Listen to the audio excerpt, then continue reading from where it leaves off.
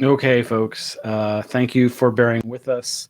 We're getting the stream back up. It's gonna take me a little bit of time to send the links around so folks can catch back up. In the meantime, I will try to play some stuff that won't get us shut down again. That was I don't know what I was thinking. So let me get my head back on here, and in the meantime, so yeah, don't play that again. We'll just play this real quick. It's a shorty here.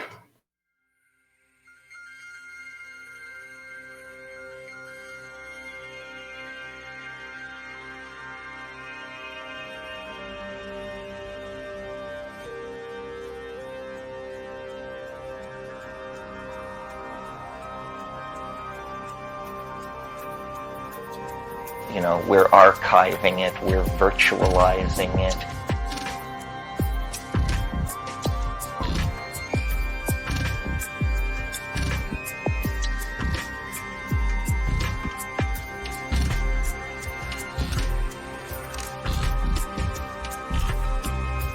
What it is that the human neural net, the unconscious of the species, is actually being hardwired as an artifact. We're pouring glass and gold and silicon down the microtubules of the racial imagination, and as it were making a kind of casting of the state of the human imagination at the close of the millennium. And to what degree this imaging of ourselves in silicon will ever reach a limit is hard to tell. I mean, we've begun with the past.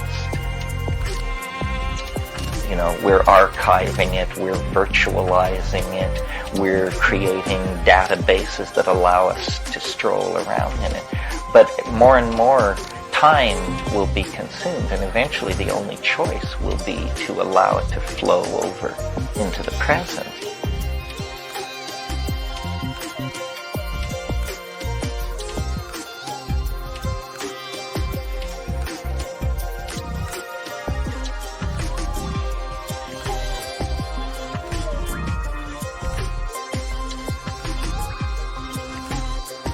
You know, we're archiving it, we're virtualizing it.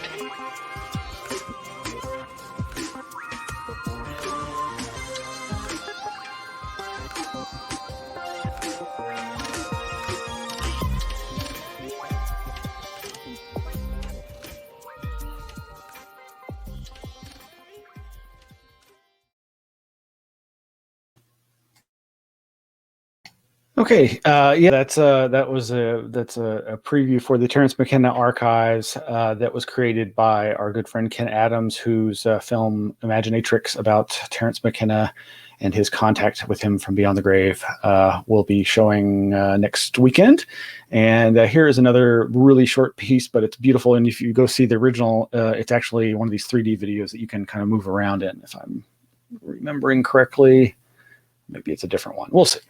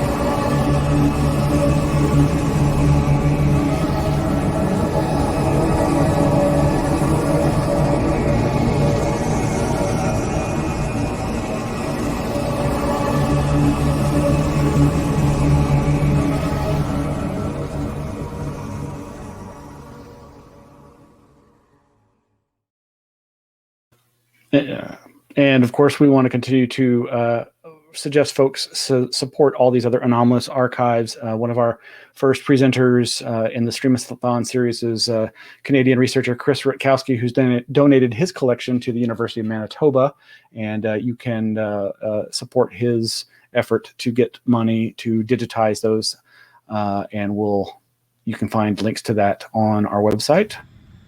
Hi there. My name is Chris Rutkowski. I'm a science writer specializing in weird stuff like UFOs and ghosts and paranormal stuff. I'm donating my entire collection of UFO files from across Canada, specializing in Manitoba, to the University of Manitoba Archives and Special Collections. As part of that, Archives wants to digitize all this so everybody can be able to look at it from wherever in the world they may be. For the time being, though, it's actually going to be in the archives. But to facilitate this digitization, we need your help. We need to crowdsource some money so that we can pay somebody to digitize this whole thing. So please consider helping to digitize the UFO Archives of Canada at the University of Manitoba. And you can read all about my stuff right here. Right, that's Chris Rutkowski at the University of Manitoba, and you can donate to the digitization work there. I play all that because, of course, we are leading up to some updates on the Stanton Friedman archives, and we want everybody to know about this wonderful network of anomalous archives around the country and around the world. We're all in this together, and we all need some help. So, and we're still trying to keep things going here. Hang tight, and we'll hopefully get back on track here in just a moment. What else can I play? Yeah, let's do this. Behold the Anomaly Archives poster. Gaze upon its magnificence. But please keep it down, for there is Shashi the alien. Do not be alarmed. But who is that mysterious MIB digging deep into the files? Steady your gaze. Patty the cryptid is elusive, and to catch even a faint glimpse is quite an achievement. Thrill at the horror of a living challenged apparition who has stopped by to study a forgotten tome. Elsewhere, scattered about, the keen eye will observe artifacts of sacred and forgotten lore. After a long gaze one may grow envious and wish to possess a physical manifestation of this grand visage. What once seemed like an insurmountable expedition is now made into an effortless side quest.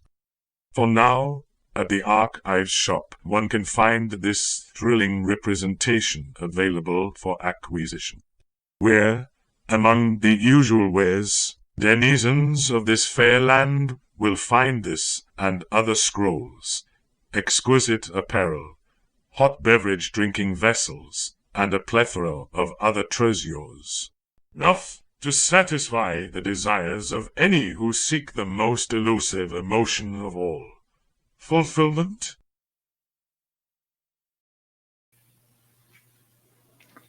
Okay, folks. Just trying to get my everything together. And oh, yes, we've got this great opportunity today. First of all, I do want to show the update here. We are almost to $10,500. So we've raised a little bit of money today and really appreciate all the help.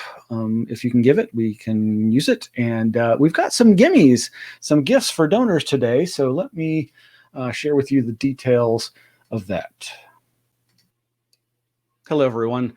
This is Smiles Lewis with the Anomaly Archives, here to tell you about some wonderful donation gifts we have for potential donors to today's Streamathon from supporters of the Anomaly Archives. We have a plethora of options here. For donors of $25 or more, you can choose a special made kitchen towel with one of 4 para-themed designs, which we'll show you in just a second. This is not one of those designs. However, this is an example of what we mean by kitchen towel. And again, that design is not available. But if you donate $25 or more, you can get a kitchen towel. If you donate $50 or more, you can choose a special made tote bag with one of the 4 para-themed designs that we'll show you momentarily. Or if you donate $75 or more, you can receive a special made kitchen towel and tote bag with a para-themed design. The 4 para-themed designs are as follows. Please indicate them in your email to us. Design number 1 is the alien baby, and please refer to these by their number. So whether you want the towel or a tote bag, depending upon what you donate, you can select the alien baby for the design, or you can select number 2, which is You Are Not Alone, the alien in a UFO design. Again, that's option number 2, alien in UFO design. The third design available for the towel or tote is this awesome dark Bigfoot stitching looking silhouette. That's number 3, is the dark Bigfoot design. And the final last design is design number 4, Bigfoot Believes in You. That's number 4, Bigfoot Believes in You, for your tote or towel. Again, donors of $25 or more can choose a kitchen towel with one of those 4 designs.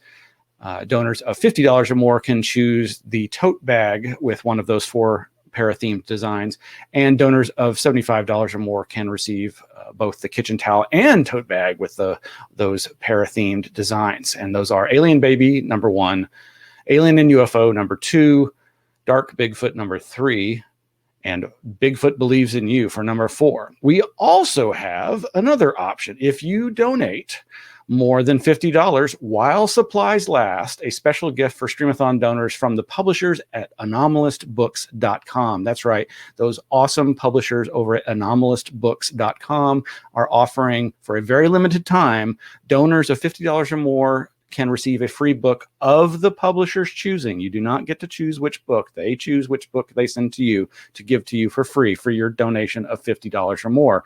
So if you are unfamiliar with them, you can go to anomalistbooks.com and check out all the amazing books that they have there. Again, so starting from the top, we've got $25 or more gets you the kitchen towel with one of the 4 para-themed designs.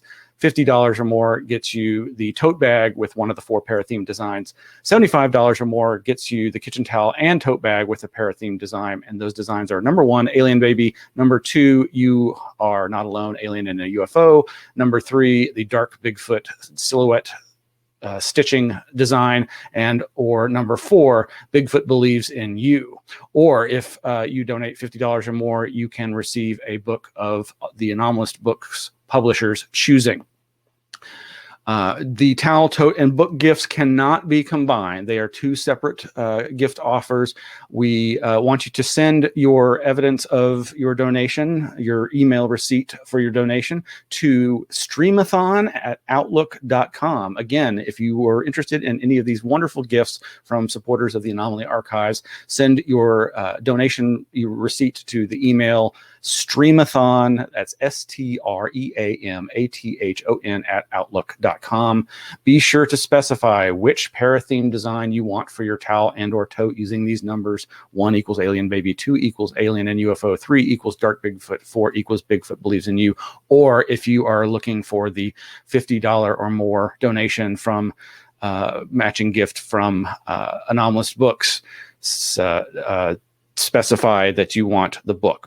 All right. Thank you so much. These are great offers, and we really appreciate all the support from our donors and these great friends of the Anomaly Archives. Thank you. Up next, the Provincial Archives of New Brunswick presents Stanton Friedman Archives Updates.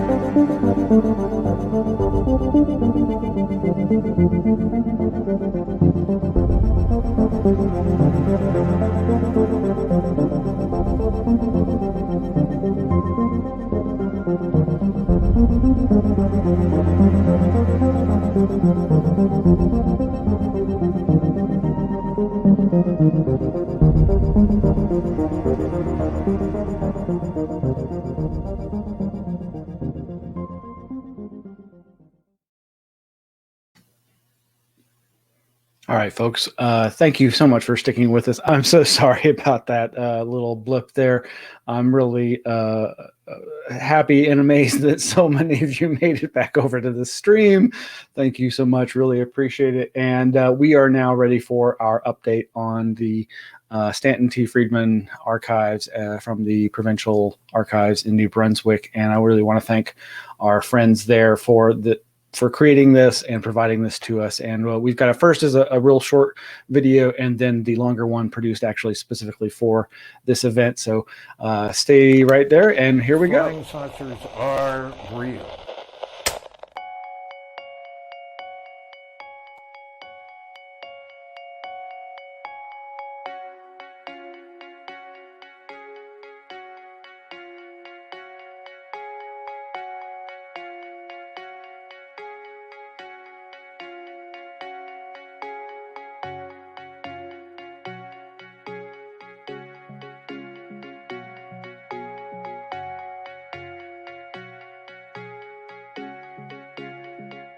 So when a colleague who works at the Fredericton Region Museum, who was a friend of Stanton Friedman's, contacted us and asked if the Provincial Archives would be interested in acquiring this collection. We were immediately intrigued.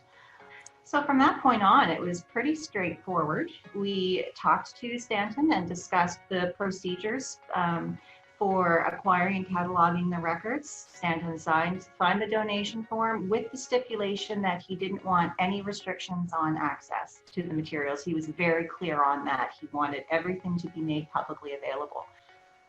From that point, we just bring the records in and start going through them. Simple as that. Not simple. I'd like to say simple as that. There was really nothing. There's nothing simple about this process.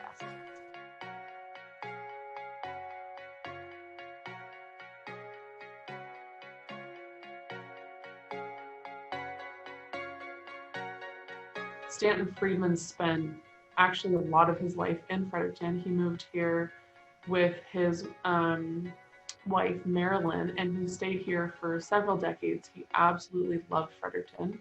In several of his journal entries, I've read that he enjoyed going to the market to get orange juice, and he would drive around to go to Tim's, and he loved the summers here.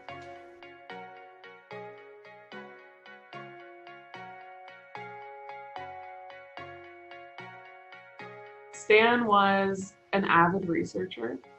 I think a lot of people see Stan and other ufologists and people who believe in flying saucers as these just conspiracy theorists in general, but Stan spent years, decades of his life in libraries and in archives and on the internet doing all kinds of research into people and places, and he was also an academic. He had his master's. He was an astrophysicist before he got into lecturing about flying saucers. So his the whole lecture circuit and the research that he was putting out was it was informed.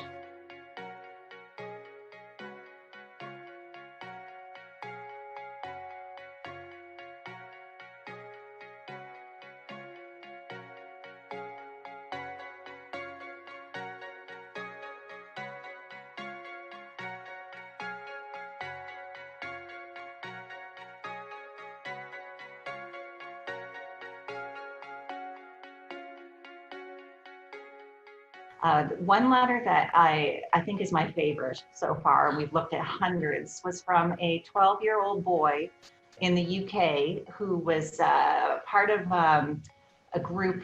The name is escaping me right now, but it was just an interest group, a local interest group. They're dedicated to the study of life on other planets. And this young boy is writing to him saying, will you please come and speak at our next meeting? And by the way, I might have misled you in my first letter. I'm a 12-year-old boy. We don't have any money. We can't pay you to come here at all, but will you please come, because I love you, and essentially you are my God, is what he says in the letter. And I just cracked up, and I would love to know if Stanton did ever go to that group. It wouldn't surprise me if he did, if he happened to be in the area anyway. He traveled the world giving these presentations. So one of these days I might just take it upon myself to see if that group still exists and find out if he did ever go. But the affection for the man just rings through all of these letters. It's really quite remarkable and special.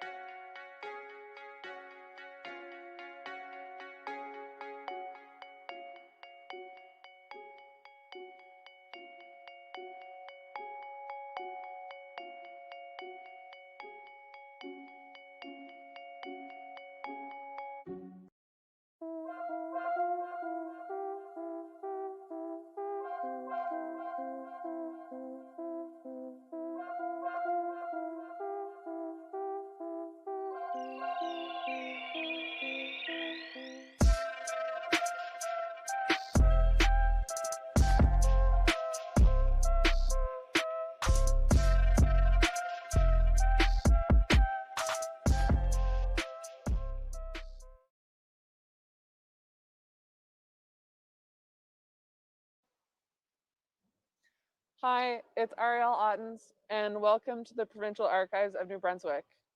We're located just a few blocks from where Stanton used to live. Before we go inside, I just want to say thank you to the Anomaly Archives for reaching out. I hope this video helps with your fundraising goals. We'll start this video off with talking about archiving, and we'll even show you where we keep Stanton's records. Thanks for watching. I think it's really cool that Stan Friedman's records ended up at the Provincial Archives of New Brunswick, because as I mentioned, not only are we very close to where he used to live, but just down the hill from me at that building is a place called Head Hall, and it's an engineering building. And that's where Stanton used to lecture a lot when he was in Fredericton. So having all of this very close together where his records will be kept is very special. Hi, I'm Ariel Ottens, and I'm an intern archivist at the Provincial Archives of New Brunswick. I've been working here since, I think, the summer of 2019. And I'm still here. I used to work here at public service and then switched to private records. And I started working on the Stanton T. Friedman font. I've been doing it ever since, and it's what I'm going to continue to do. And so far, I've seen this collection go from hundreds and hundreds of boxes, unsorted, lots of duplicates, lots of photocopies, granola bar wrappers, and I've seen it transform into working categories, which is pretty cool. And I'm very excited to see eventually the public access this information that I'm sorting through. So a question that we get a lot is what's going on with the Stan stuff. It's going to take a really long time to go through. It's probably, I'd say, a 10-year project, but we have made a lot of progress so far. Thinking about just the state of all of these papers that were in unorganized file cabinets and in piles in his basement, they're now in boxes, and they're not necessarily searchable. It takes me a while to find a piece of paper that I'm looking for, but we have made a lot of progress. A lot of the papers that I've been finding in the boxes are like personal letters, publications, research of all kinds, like research about hemophilia. He had a son named James who had hemophilia, and since he adopted James, and since James came into his life, he was always researching about hemophilia and what the newest things were, and how he could help him. And so a lot of that kind of research. And then he started researching about flying saucers and all that other kind of stuff. And so all of it is just mixed in together, which is a lot. He kept several decades of correspondence, and he wrote a lot. So that means letters to his parents, letters to his children after they grew up and moved out, letters that he would send his wife, like while he was traveling around the world to these different conferences, letters that people sent him, so like abduction stories that people have, a lot of fan letters because he was very loved, very appreciated, a lot of letters between him and Philip J. Klass. That'll probably be its own category because there's a lot. And yeah, a lot of correspondence between him and universities that he was going to lecture at. And so it's all very mixed together, but eventually it will all be in a working order that makes sense that people can go through.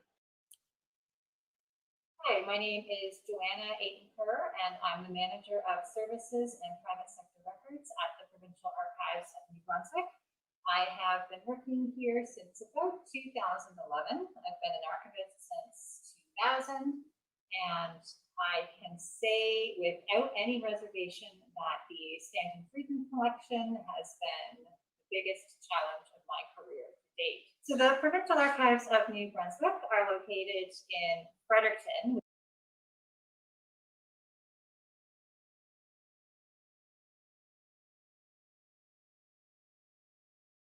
The Provincial Archives has been around for about 50 years, although the records that we hold go way back to the beginning of the province in the 1700s. The Stanton Friedman collection is a bit unusual outside of the regular holdings that we have here. The mandate of the Provincial Archives is to acquire, preserve, and make available to the public any records with a bearing on the history of New Brunswick. So we have a lot of records of our government here at the provincial level and also the municipal level. And we also acquire a lot of records that are created privately. So that could be by individuals or families, churches, other religious organizations, charities, businesses, you name it. We have a collection of about 500,000 photographic images, roughly the same number of cartographic and architectural drawings, growing audio-visual collection, as well as records in various digital formats.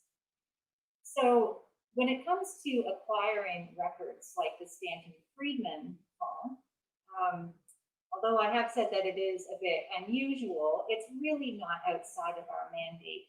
Stanton Friedman lived in the province for much of his life, and although the types of records that he acquired and created over the course of his career aren't the typical type of thing that we would get. They're not World War I letters, they're not journals or diaries, they're not business records.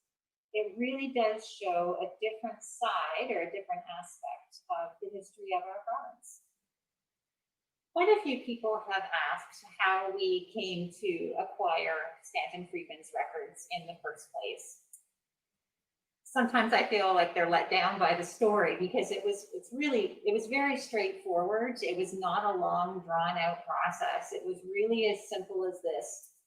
He was friends with an archivist at a different institution in the province, and that archivist let me know that Stanton was planning on retiring and he was worried about where his records were going to go at that time.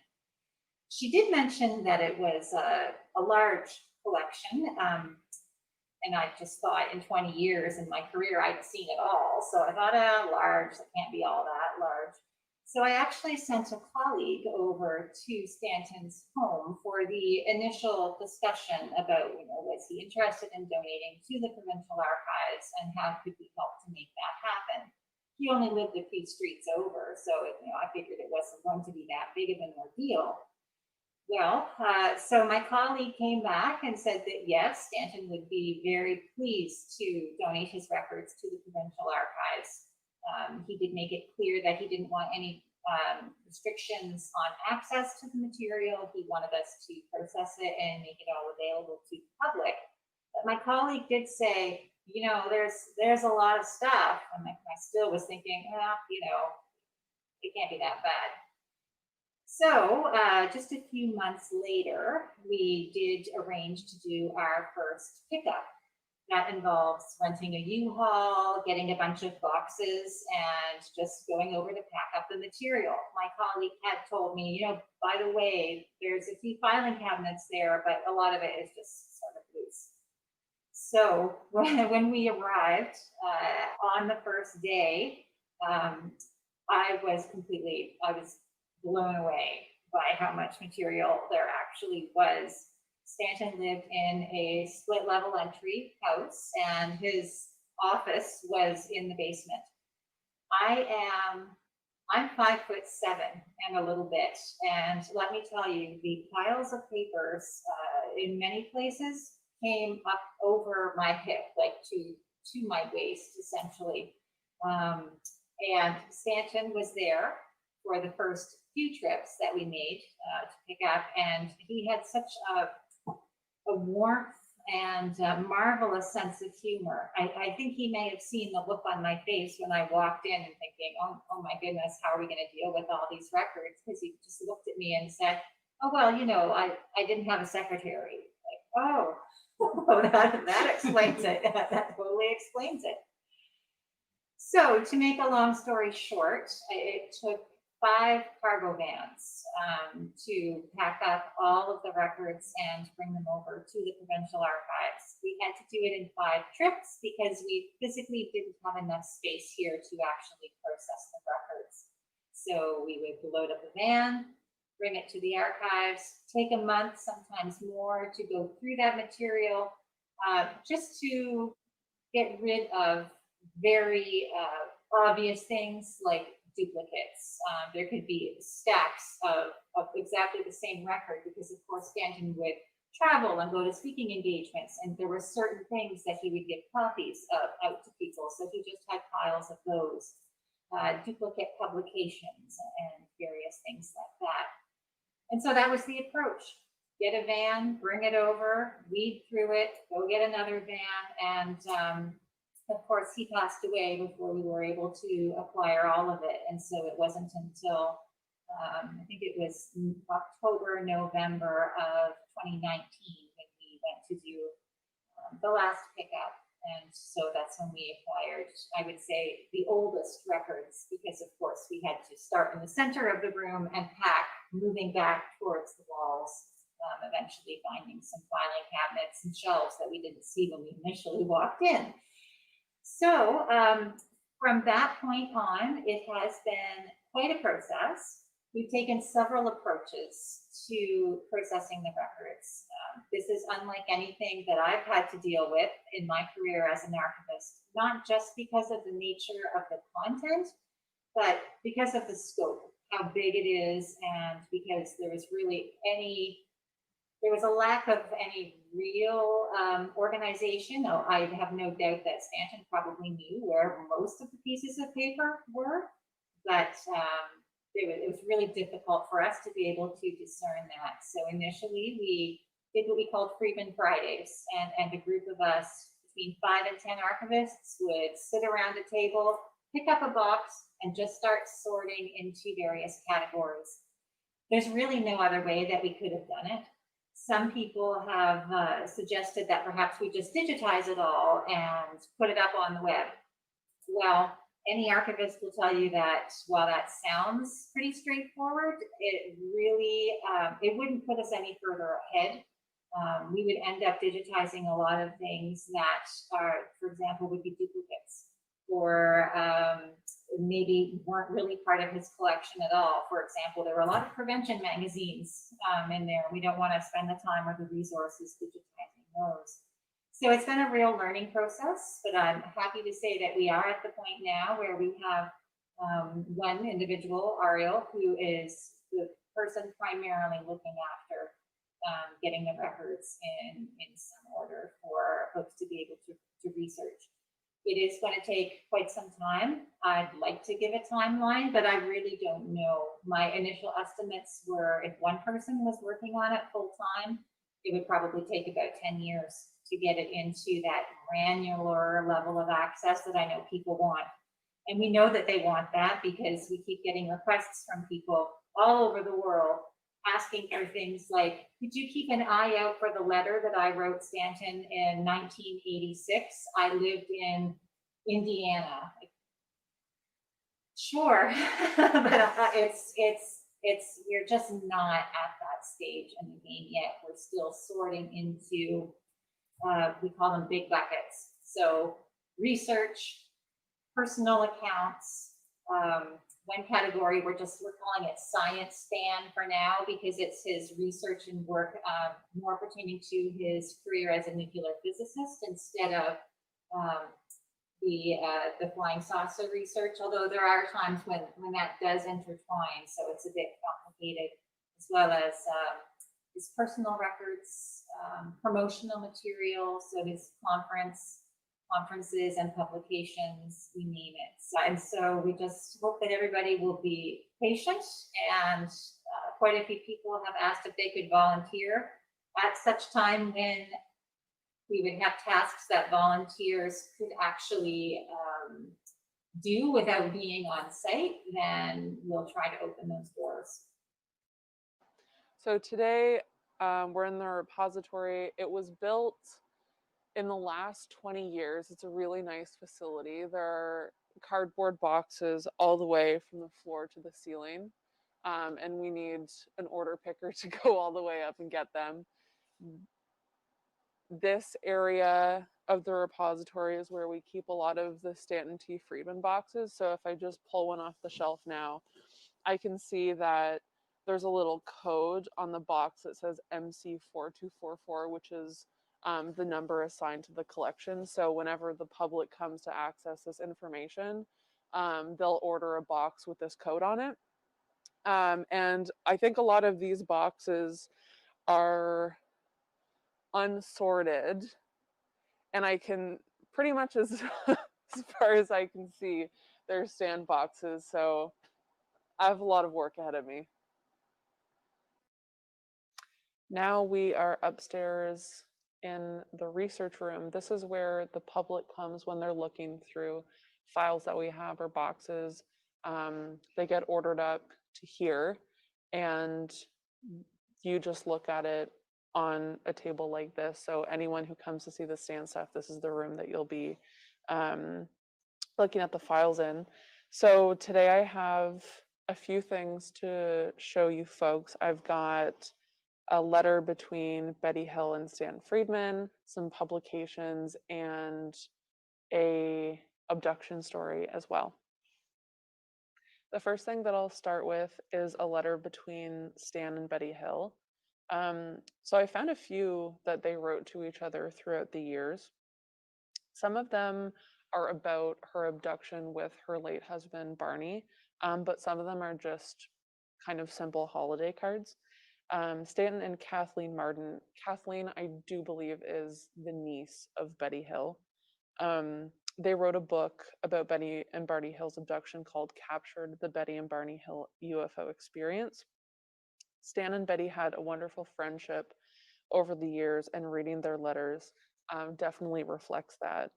Before I started working on this fall, I actually had no idea that Betty and Stan were friends in real life. I thought that they just had a working professional relationship because of the book, but they kept up with each other throughout the years, which I think is really nice. So this letter that Betty sent to Stan is dated June 30th, 1976. I always know that it's Betty Hill's letter because she has a very unique font that she used to use. So I'll just read a bit of it today. So she writes, "But Stan, confidentially, I decided to check out the star map myself. I built a model with 4x8 plywood using a string of Christmas lights for the stars and set it up in my mother's backyard. The first night it was lighted, I was returning from her home with 2 Air Force personnel in the car. We were 1 or 2 miles from her home when we were approached by 2 UFOs who circled us for an hour and a half in a deserted area. They and we left when a plane came out. The next time the map was lighted, I was returning home alone. In about the same area, 2 UFOs were seen. I decided to drive down a narrow side road, turn around, park, and watch them. However, as I was going down this road, a third one rose up, stopped, and headed in my direction, putting down a yellow searchlight type of beam on the ground. As it came nearer, my car made a noise as though the radiator might be boiling, so I thought it might be heat. So I got into a panic, was backing up this road as fast as I dared. My dog was yelping and jumping in my lap. The yellow beam is coming towards me, and I am yelling, 'No, not tonight.' When I reached the end of the road, the craft stopped and waited to see what direction I was going. Then it cut across a field, came out over the road in front of me, and traveled off." The next thing that I have for you folks today is an abduction story sent to Stan. A lot of them look very similar to this, often written on loose leaf in pencil. And just for privacy reasons, I'm not going to share the name of this person or the date they were abducted, but I will share a little bit of their abduction story. So they write, I have now seen over 1,000 of them. It is my belief that they have at least one base here now. I don't mean right here, but either north or south of me here. They go north and south almost every night. I have seen anywhere from 1 to 10 a night. One night, back in September of blank year, I saw 50 all in a group. They were going to the southwest of here that night. So far, I've seen 6 different ones of them. I have been within 50 feet of one before. They used to scare me years ago, but now I enjoy them. I've seen them land and take off sometimes. And then they also write,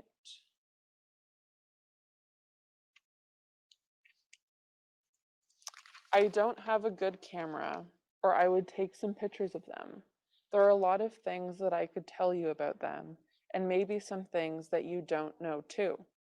My brother and I were taken by one back in blank year, and that didn't hurt us at all. But what they told us did happen, and that is what hurt. You see, I spend a lot of my time now looking for answers from them. They may never tell me what I don't want to know. So before I started working on this fall, I don't think I realized how many publications Stan had in his collection. It's a lot. He was a big fan of UFO newsletters and UFO magazines. And he was also interested in books about like physics and outer space and planets and all flying saucer related things. So here's a few that I really like from his collection. These definitely represent a lot of his publications that he kept everything, like every single newsletter, journal, symposium proceeding, book, everything that he found in his life he kept, and so we all have it. So this is called the UFO Debate Close Encounter Fact or Fiction. You can see here that it was just $1.50. A lot of the publications in this collection kind of look like this. They not something that you would find like at the grocery store. It's something that you would have to subscribe to, and it was probably just made by a few people, if not one. And this is another UFO newsletter. It's called New England UFO Newsletter from October 1979. And a lot of them are very much like this. They're kind of things like taped together that are photocopied. But this was a really great way for people to spread information between each other and to share stories. Because this was like before social media existed. And so these were really great ways to get information out there. The last thing I have for today are some alien drawings. I don't actually know if these came with abduction stories. It's really difficult to piece things together because I'll open a box and I'll see a letter that someone sent him, and then maybe at the end of the box there's a drawing like this, and I have no idea if it's supposed to go together.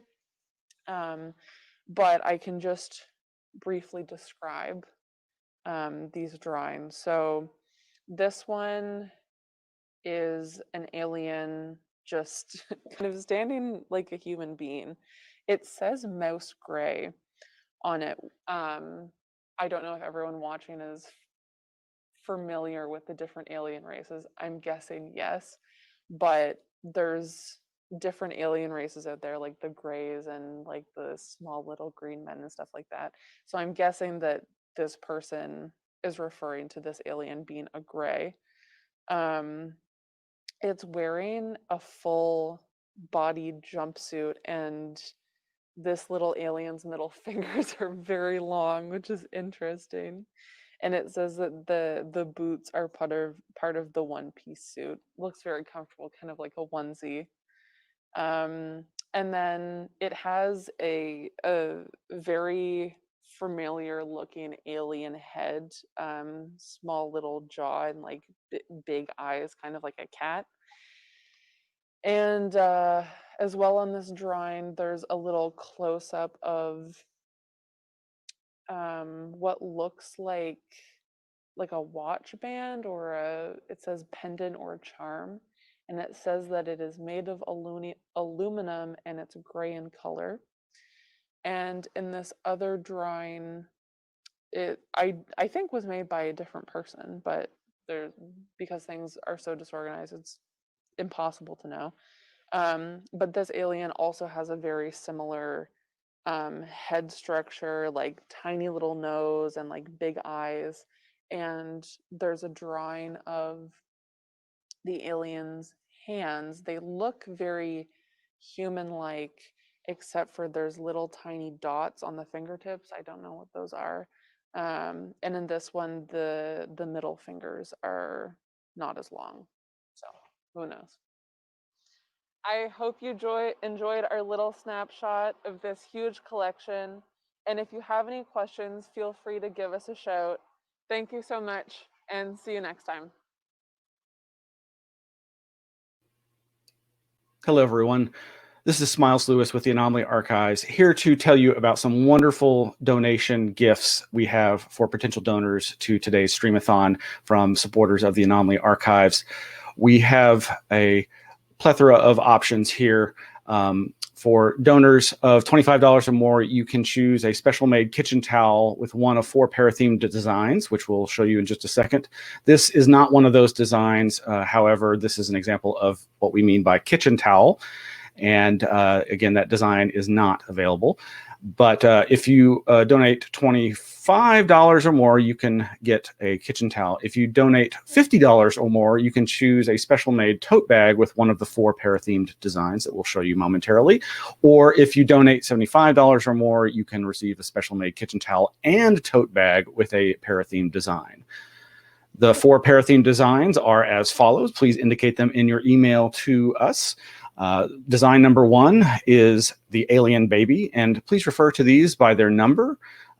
So whether you want the towel or a tote bag, depending upon what you donate, you can select the alien baby for the design, or you can select number 2, which is You Are Not Alone, the alien in a UFO design. Again, that's option number 2, alien in UFO design. The third design available for the towel or tote is this awesome dark Bigfoot stitching looking silhouette. That's number 3, is the dark Bigfoot design. And the final last design is design number 4, Bigfoot Believes in You. That's number 4, Bigfoot Believes in You, for your tote or towel. Again, donors of $25 or more can choose a kitchen towel with one of those 4 designs.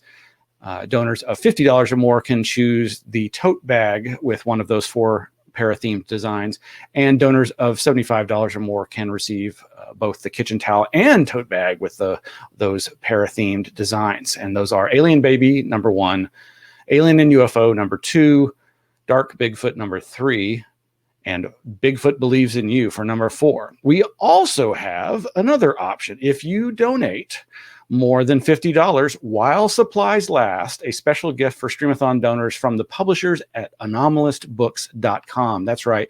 Those awesome publishers over at anomalistbooks.com are offering, for a very limited time, donors of $50 or more can receive a free book of the publisher's choosing. You do not get to choose which book. They choose which book they send to you to give to you for free for your donation of $50 or more. So if you are unfamiliar with them, you can go to anomalistbooks.com and check out all the amazing books that they have there. Again, so starting from the top, we've got $25 or more gets you the kitchen towel with one of the 4 para-themed designs. $50 or more gets you the tote bag with one of the 4 para-themed designs. $75 or more gets you the kitchen towel and tote bag with a para-themed design. And those designs are number 1, Alien Baby. Number 2, You Are Not Alone, Alien in a UFO.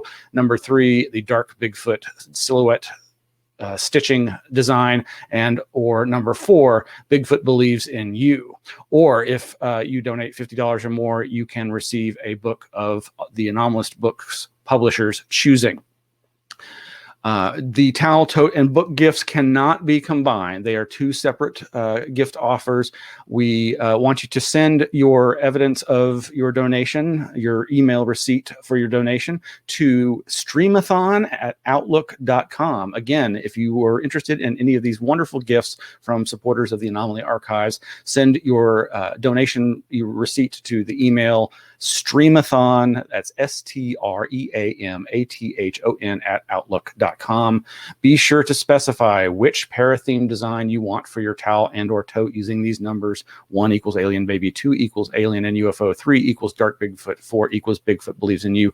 Or if you are looking for the $50 or more donation from matching gift from Anomalous Books, specify that you want the book. All right. Thank you so much. These are great offers, and we really appreciate all the support from our donors and these great friends of the Anomaly Archives. Thank you.